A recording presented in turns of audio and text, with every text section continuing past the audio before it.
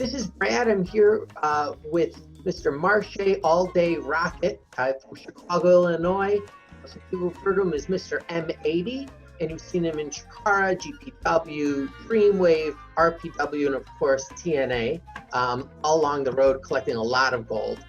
And on Saturday night, October 3rd, Chicagoland Championship Wrestling is holding their first TV taping of Saturday Night Grapple Masters, and Marshe Rockett will be going up against Garrison Creed. Marshe, thank you so much for joining me. I really appreciate it. We're going to keep it quick and talk about what it's like coming up in the industry. Awesome. Thank you for having me. Oh, gosh, I was looking forward to it. So what's your first memory of wrestling? My first memory of wrestling, like before I got into the business? Yeah.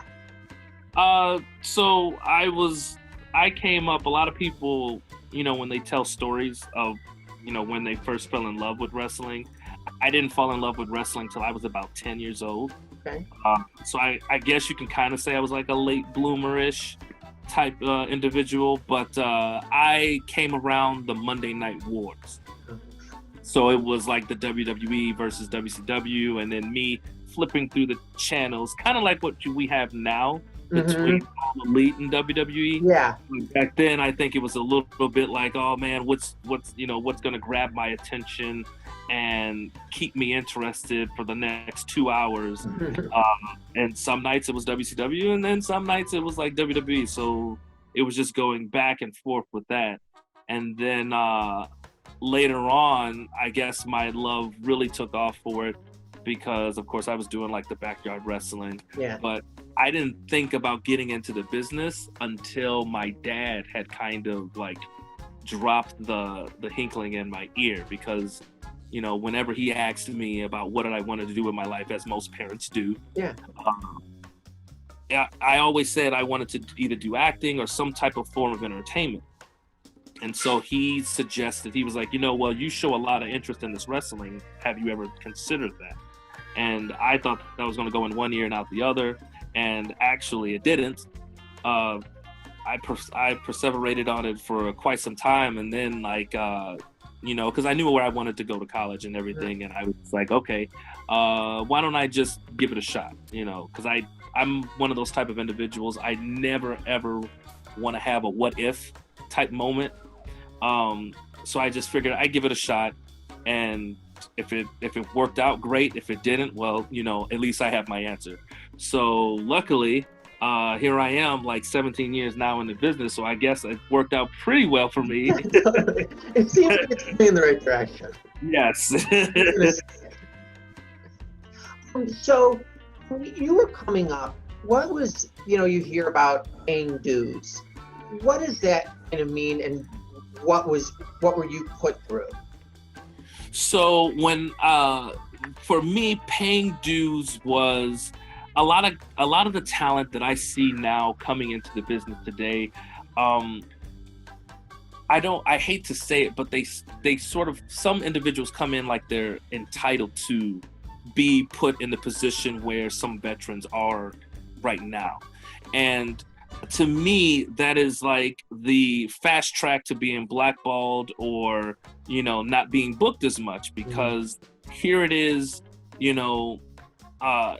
this individual, this veteran who is essentially paving the way for this young upstart to come in and, sort of passing the torch somewhere down the road, is coming in acting like we're on the same level and having the same knowledge, and you haven't even traveled. You haven't even been through the same stuff yet. You know what I mean? Yeah. And so for me, paying dues was understanding that. Like, I was told two things. Number one, shut up, and number two, listen. If you can nail those two things, then you will have a successful career. And so that's all that was my main focus, was I would shut up and I would listen, because then I would understand what was being told to me, I would digest it, and then I would be able to duplicate it when it was my turn to do it. The young talent today, they want to just, the second they see a ring, oh, I want to jump off the top rope, or I want to do like Jeff Hardy, or I want to do this extreme craziness. And it's just like, whoa, slow down. You haven't even learned a headlock yet, So I think it's just the rush to get to the finish. And to me, paying dues is all about, no, you got to build yourself up. You got to, because wrestling, people think that it's just tough physically, but it's also tough mentally.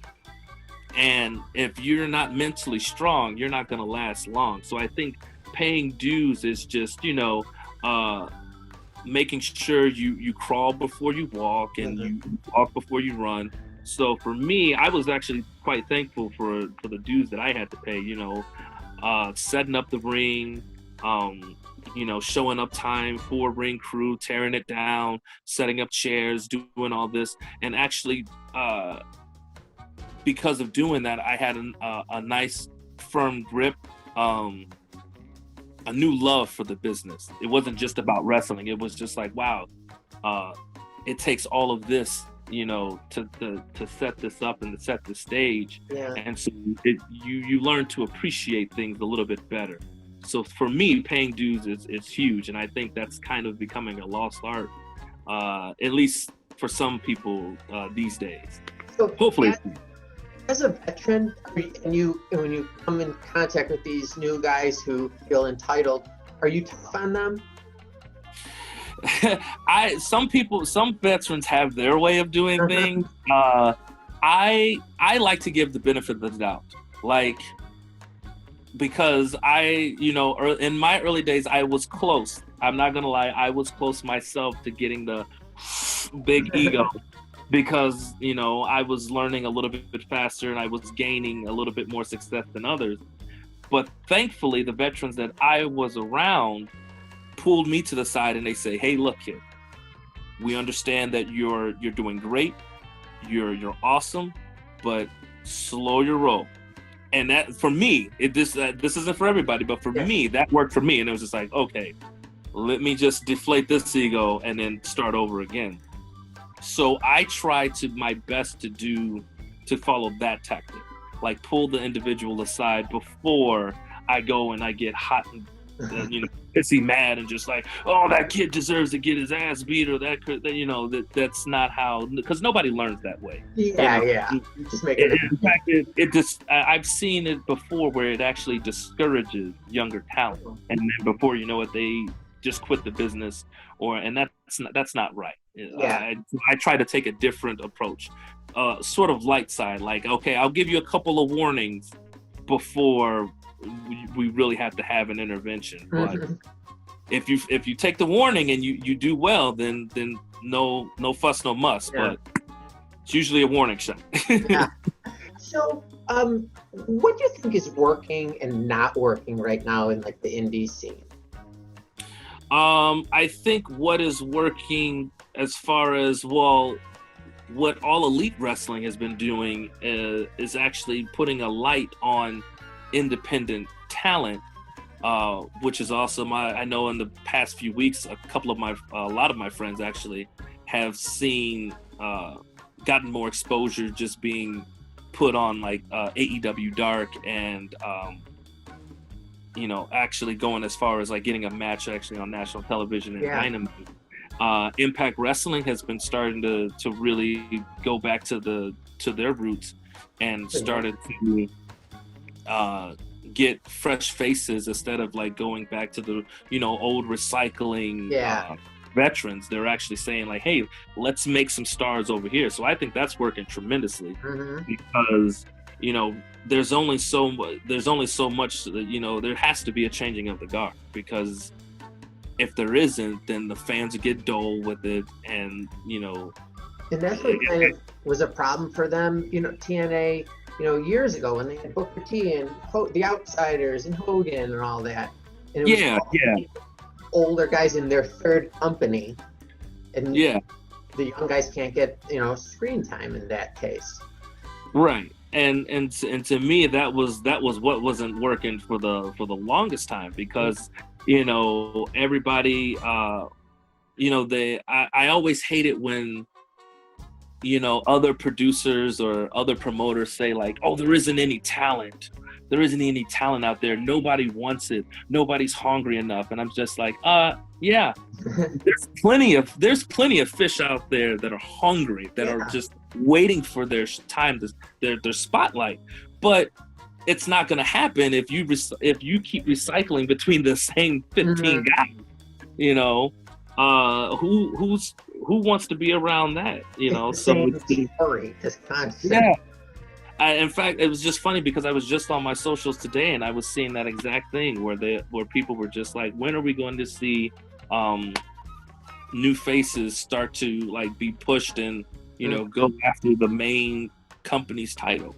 Yeah. And obviously the company, the promotion itself never responds to any of those, but some listen and some don't, and that's just how it is. But I think that'd be a huge change if all promotions started to give a shot to like everybody. Like, don't hand it out to them by no means, but at least give them the opportunity, because that way you could have a main event player, but you won't know that until you move these next 5 guys over. Yeah. You know what I mean?